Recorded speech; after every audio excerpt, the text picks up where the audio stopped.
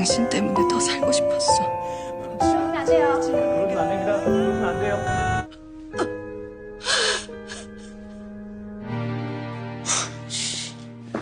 야,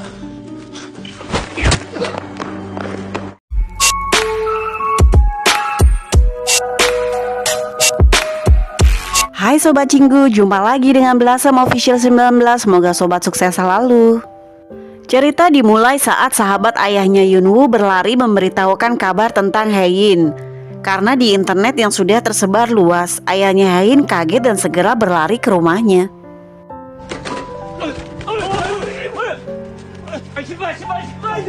Begitupun juga dengan kakaknya Yunwoo, para pekerja di kantor Haein, Song Chul, istrinya Song Chul. Begitupun dengan ayahnya Haein dan ibunya. Semuanya terkejut. Pada saat konferensi pers dengan tatapan penuh cinta, Haein melihat Yunwoo dan turun dari atas. Pada saat turun dari atas, penyakit Haein kambuh guys. Haein berhalusinasi dan kemudian pingsan di pelukan Yunwoo. Sebelum pingsan, Haein berkata, "Aku belum boleh pergi karena aku belum memberitahumu." 나 아직 말을 못했어. Lalu Haein segera dibawa ke rumah sakit oleh Yunwoo untuk mendapatkan perawatan. Di dalam pingsannya, Haein flashback mengatakan bahwa dirinya tidak pernah membenci Yunwoo. Justru bersyukur bahwa dirinya selalu berada di sisinya selama ini. Walaupun banyak kata-kata kasar yang kulontarkan kepadamu, tapi aku tidak pernah bermaksud untuk itu. Dan ingat waktu Yunwoo berkata, "Aku mencintaimu Haein. Aku mencintaimu Haein." Dan Haein menjawab, "Aku juga mencintaimu Yunwoo. Dan itu adalah alasan aku untuk hidup." 당신 때문에 더 살고 싶었어. Yunwoo tidak diperbolehkan untuk masuk ke dalam ruangan Haein karena Haein sedang mendapatkan perawatan. Yunwoo hanya bisa menangis di luar sambil melihat Haein di dalam yang tidak sadarkan diri. Semua keluarga datang ke rumah sakit sambil berlari dan melihat Haein sudah tidak sadarkan diri dan sedang ditemani Yunwoo di dalam. Semuanya terpukul, terlebih lagi ibunya yang selalu bersikap kasar kepada Haein dan menyalahkan Haein atas kepergian kakak pertamanya. Adegan Bongja sedang menuju ke kamar ayahnya, tapi dicegat oleh Solhee dan para pengawalnya. Solhee meminta mereka untuk pergi karena Solhee tetap tidak mengizinkannya untuk bertemu, dan bahkan pengawal mengangkat Bongja dan memaksanya keluar dari lift. Lalu Bongja tetap mengejar Solhee lewat tangga darurat, dan kemudian Bongja memohon maaf sambil menangis dan memohon kepada dirinya supaya mengizinkannya untuk bisa bertemu dengan ayahnya dan berjanji akan bersikap baik kepadanya. Lalu Solhee memberinya kesempatan untuk menemuinya. 한 번만 나 우리 아버지 얼굴 좀 보게 해주세요. Setelah masuk ruangan kamar bersama, mereka melihat kakeknya Haein ternyata sudah siuman dari komanya dan sedang duduk. Bongja melihat langsung menangis histeris dan bahagia. Grace juga ikut masuk dan melihat Bongja sedang memeluk ayahnya. Namun guys, ayahnya berkata kepada Bongja, "Siapa kamu?" Dan ternyata ayahnya hilang ingatan terkena efek obat yang diberikan Solhee. Bongja terkejut dan Solhee menyeretnya kembali keluar ruangan. Dan Bongja kesal sekali guys. Pindah ke keluarganya Haein. Dokter memberikan penjelasan kepada semua keluarga tentang kondisi Haein. Dokter mengatakan tumor sudah menyebar luas dan penyakitnya langka, jadi sulit untuk disembuhkannya. Tapi di sini ibunya Haein justru memarahi Yunwoo dan menyalahkannya dan berkata, "Kamu menyembunyikan ini dari kami dan menipu kami lagi semua." Ayahnya Haein justru membela Yunwoo dan menjawab, "Kita tidak berhak marah kepada Yunwoo." Dan ayahnya Haein meminta maaf dan mereka menangis semua.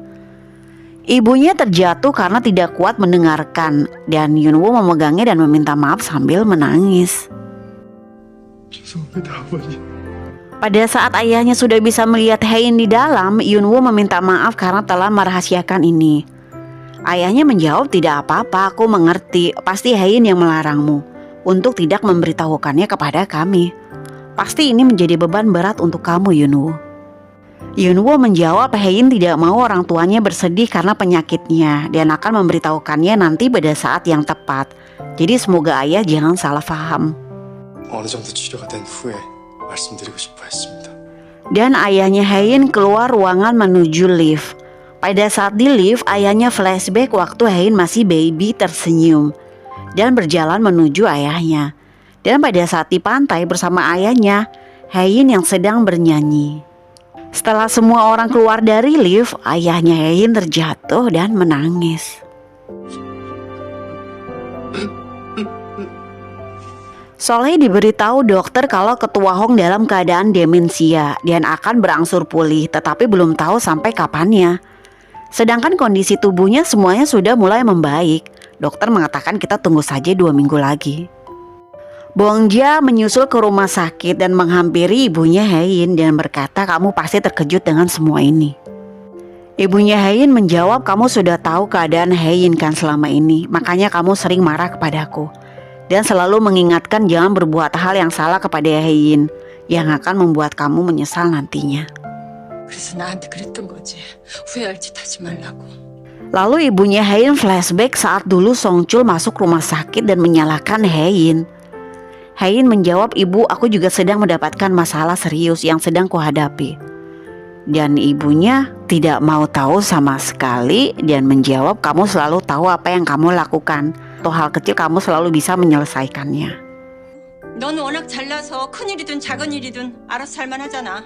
Hein hanya menjawab, baiklah akan kuselesaikan sendiri masalahku ini. Dan ibunya menangis karena menyesal telah mengatakan itu semua. David di rumah merasa stres dan menerima telepon dari istrinya Songchul. Istrinya Songchul telah mendengar kabar dan merasa khawatir kepada Songchul dan menanyakan kepada David. Istrinya meminta David untuk mengambilkan obat Songchul yang ada di kamarnya supaya dia tidak cemas dengan keadaan kakaknya. David yang sedang stres mendengar istrinya Songchul seperti itu, geram dan marah berteriak menjawab, ngapain telepon malam-malam menanyakan untuk hal yang tidak berguna. Sekalian saja aku akan melenyapkan Songchul kalau kamu menelpon lagi dan melempar ponselnya. 만만 너 이딴 걸로 전화하면 진짜 내가 죽여버린다. Keesokan paginya, Songchul masuk ke kamarnya Hein dan menangis, menyalahkan dirinya. Yunwoo mencoba untuk menenangkannya dan memeluk Songchul. Pada saat memeluk Songchul, Yunwoo melihat Hein sadar. Yunwoo dan Songchul kaget dan senang. Kemudian Yunwoo meminta Songchul untuk segera memberitahukan keluarga yang lain. Pada saat Songchul keluar, Hein langsung berkata, aku mencintaimu Yunwoo. Dari awal semenjak kita bertemu sampai saat sekarang ini, aku meminta maaf karena tidak memperlakukan kamu dengan baik selama ini dan telah banyak meninggalkanmu sendirian dengan keluarga aku. Aku benar-benar minta maaf. Sampai-sampai kamu ingin bercerai dan aku memahaminya sekarang. Jadi jangan merasa buruk aku dalam keadaan sekarang. Yunwoo hanya menangis dan memeluk Hein, guys. 저기 한 번에 죽어. Songchul memberitahu semua orang dan ibunya, tapi ibunya bukannya ikut ke dalam, justru pergi. Setelah semuanya berkumpul di dalam melihat Hein sudah sadar, ayahnya berkata, kenapa kamu menyembunyikan semuanya kepada ayah? Tapi tidak apa-apa, ayah sudah tahu sekarang semuanya. Sekarang kamu jangan khawatir, ayah banyak kenalan dokter terbaik dan ternama di seluruh dunia, sambil tersenyum. Hein justru ingin membuat ayahnya tidak cemas dan mengatakan, benarkah seharusnya aku bilang dari awal ayah? Ayah maafkan aku. Dan Hein bertanya kemana ibu. 정말? 진작 말할걸. Ibunya ternyata masuk ke tangga darurat, duduk di sana dan menangis. Lalu Yunwoo mencarinya dan masuk dan berkata, maafkan aku ibu, tidak memberitahu ibu lebih awal. Ibunya menjawab, tidak apa-apa, sudah lupakan saja. Aku saja ibunya yang tidak tahu apa-apa putrinya sedang sekarat. Hein ternyata ada di luar pintu darurat dan mendengar ibunya berbicara. Ibunya menangis dan menyesal. Aku tidak percaya aku telah menyalahkan putriku karena kepergian kakaknya. Ibunya flashback, setiap kali Hein mau menyentuh tangannya, ibunya selalu melepaskannya. Di pantai dan juga pada saat di mobil. Aku tidak tahu apa yang Hein rasakan pada saat aku melakukannya.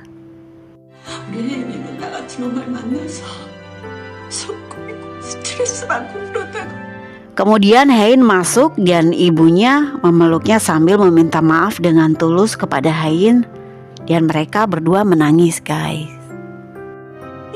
미안해.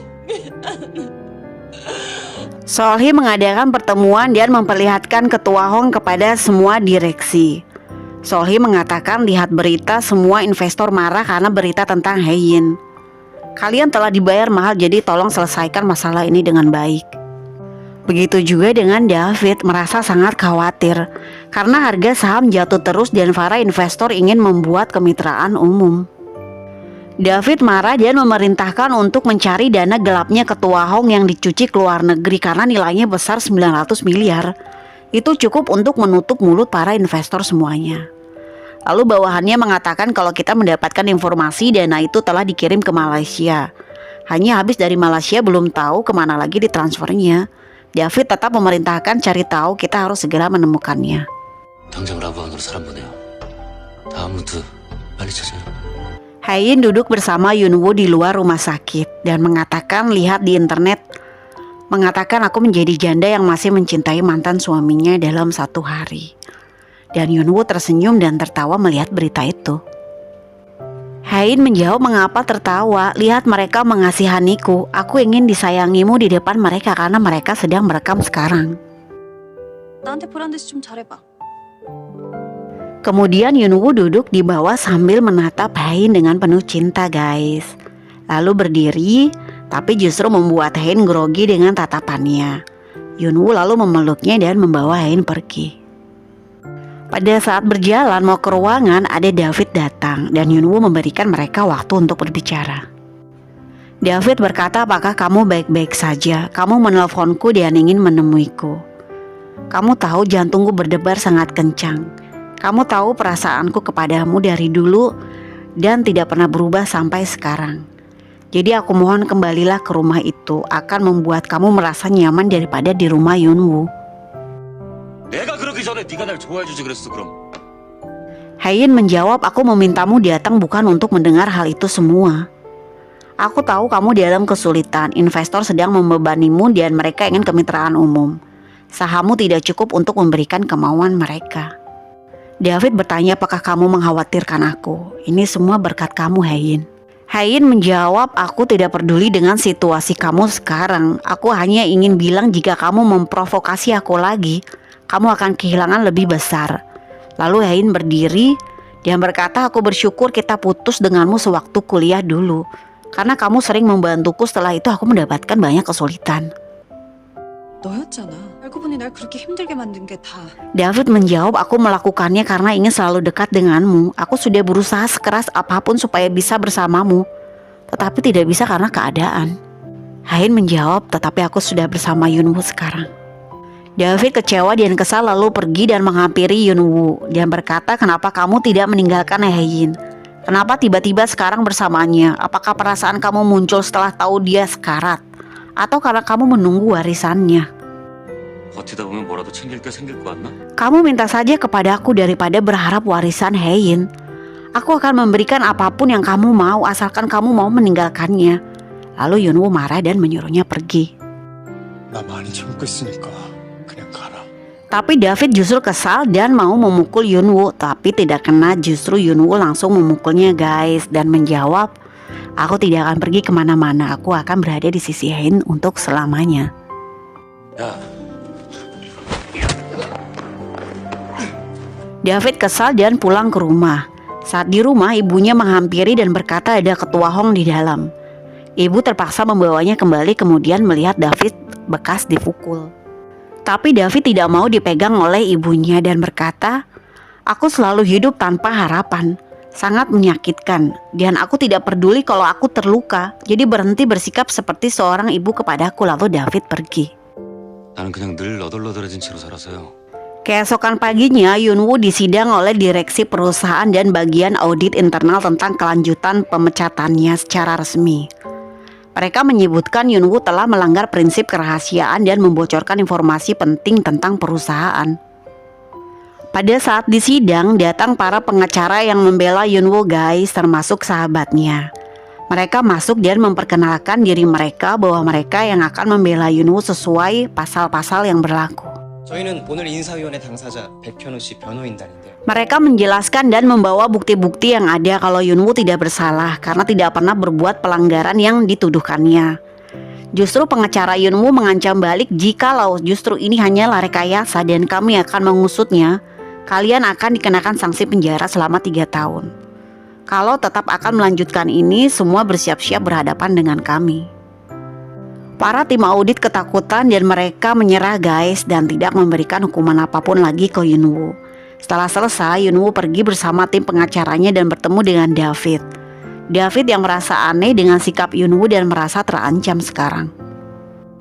David segera menelpon broker tanah. Dia adalah orang yang pernah berkelahi dengan Yunwoo.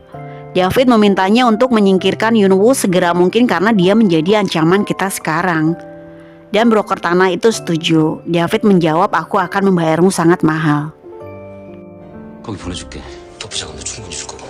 예, 대표님. Solhi membawa jalan-jalan ke Tua Hong dan Grace selalu menemaninya terus untuk memata-matainya dan memberikan informasi kepada Bongja. Pada saat kembali ke kamar, Ketua Hong melihat meja Go yang sering dia mainkan bersama Solhi dan Ketua Hong merasa ketakutan. Lalu Solhi menyuruh semua pelayan keluar, begitupun dengan Grace. Solhi marah ke Ketua Hong dan memaksanya mengatakan di mana dana gelap yang kamu sembunyikan atas namaku. 내 이름으로 옮겨놨다 도피자금 어디다 숨겨놨냐고. Ternyata di situ ada detektif yang disewa Bongja memata-matainya juga memakai drone, tapi ketahuan oleh Solhi dan Solhi segera menutup tirainya. Bongja sedang berjalan-jalan di depan rumah pria yang dia suka sambil menelpon detektif. Setelah selesai, Bongja melihat pria itu sedang istirahat santai hanya menggunakan kaos dalam saja. Hal itu membuat Bongja terkesima, kaget dan malu sendiri. Namun rasa penasaran, Bongja lalu mengintip lagi dan berkata, dia sangat tampan dan tubuhnya bagus sekali. Lalu ketahuan dan Bongja mengumpat. Pria itu keluar dan menghampiri Bongja dan memberinya buah murbei. 엿본 게 아니고 지나가다가. Bongja yang kaget karena telah diberikan buah murbei olehnya lalu pulang dan memakannya sambil tersanjung dan senang. Yunwoo di perjalanan merasa diikuti lagi oleh seseorang guys. Keluarga Haein dan keluarga Yunwoo mereka makan bersama sekarang. Keluarga Haein lebih memerhatikan Haein sekarang. Ayahnya berkata, mulai sekarang aku akan menjaga keluargaku. Dulu ayahku yang selalu menjaganya, tapi sekarang aku yang akan menjaga kalian. Dan aku akan memotong daging setiap makan untuk keluargaku sekarang. 앞으로 우리 식구들 고기 먹을 땐 내가 다 구울 거야. Karena Haein, dua keluarga menjadi bersatu dan saling menguatkan. Mereka tampak senang dan bahagia. Begitupun dengan Haein dan Yunwoo bisa rujuk dan mesra kembali. Istrinya Songchul sekarang yang berbalik menunggu kabar Songchul yang sedang online di game dan bertanya-tanya kemana dia hari ini, kenapa tidak online. Apakah terjadi sesuatu kepadanya? Istrinya merasa khawatir, kemudian ada bel berbunyi. Pada saat membuka, pintu istrinya Songchul kaget dengan kedatangan tamunya guys. Songchul sedang minum soju bersama dengan kakak iparnya Yunwoo dan Songchul meminta tolong kepadanya untuk menjadi masternya dan mengajarkan dia bertinju supaya bisa memukul David lain kali, tidak seperti tempo hari justru meleset dan aku terjatuh. Itu sungguh memalukan. Songchul memohon, bantulah aku supaya bisa bertinju. 나가도 됩니다. 이대로 있다가 정신이 나갈 것 같다고요. Lalu kakak iparnya Yunwoo setuju dan membantunya. Mereka mulai berlatih. Pada saat berlatih, Songchul kepukul sedikit aja sudah kesakitan. Kemudian Songchul disuruh menahan yang lebih besar lagi, tetapi malah pingsan guys.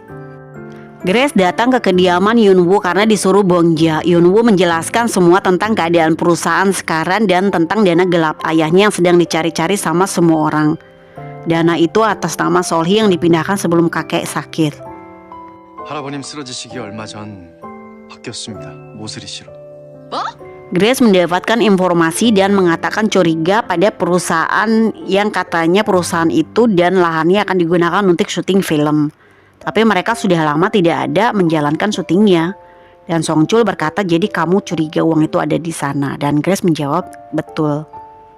David meminta anak buahnya mencari surat-surat Ketua Hong yang sebelum dia sakit dan menemukannya. Nama perusahaan yang sama yang Grace sebutkan. Lalu keluarga Haein menyamar dan datang ke perusahaan itu berpura-pura akan membeli barang dan karya seni yang mereka jual, padahal mereka mengulur waktu. 작품들을 좀 볼 수 있냐고 하시네요. 뭐 그러시죠. David mencoba menelpon perusahaan itu, namun Yunwoo keburu melacak dan datang ke kantor itu dan mencabut telepon kantor itu. Lalu Yunwoo dan Haein meminta seseorang untuk meretas komputer mereka supaya bisa melacak keberadaan uang itu setelah selesai keluarga Haein kembali. Yunwoo dan Haein juga kembali. Yunwoo berkata, tunggu di sini, aku akan mengambil mobil. 안 되니까 여기 잠깐만 있어. Lalu Haein duduk karena merasa pusing. Lalu Yunwoo datang sambil membawa payung karena hujan. Dan Haein berkata, kamu cepat sekali datangnya. Yunwoo bertanya, apa yang kamu lakukan di sini? Bangunlah. Haein merasa pusing lalu memegang tangannya Yunwoo dan mengatakan, aku lapar. Mari makan. Yunwoo hanya memandanginya lalu membawa Haein ke mobil. Di dalam perjalanan Haein tertidur lama. Yunwoo hanya diam saja. Haein terbangun dan berkata, aku tertidur lama. Yunwoo menjawab, Haein berpegangan ya. Haein menjawab, apa ada yang membuntuti lagi? Yunwoo menjawab, jangan cemas, akan kukecoh. Dan akhirnya mereka kejar-kejaran guys pada saat hujan. 또 누구 따라와? Lalu ada truk. Yunwoo menghindari truk itu sehingga membuat orang yang mengejarnya hilang dan tidak mengikutinya lagi. Namun ternyata yang mengejarnya menghadang dari depan dan menabrak pembatas jalan.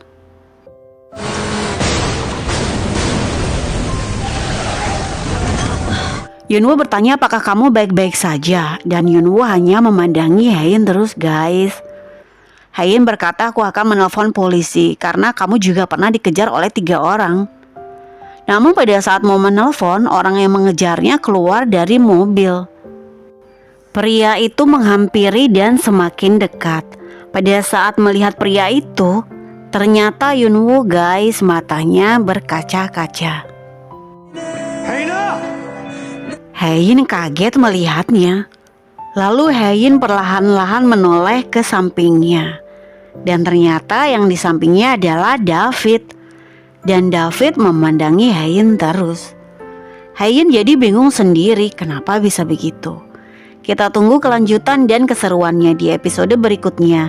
Bantu like, sub, dan komen ya guys. Terima kasih.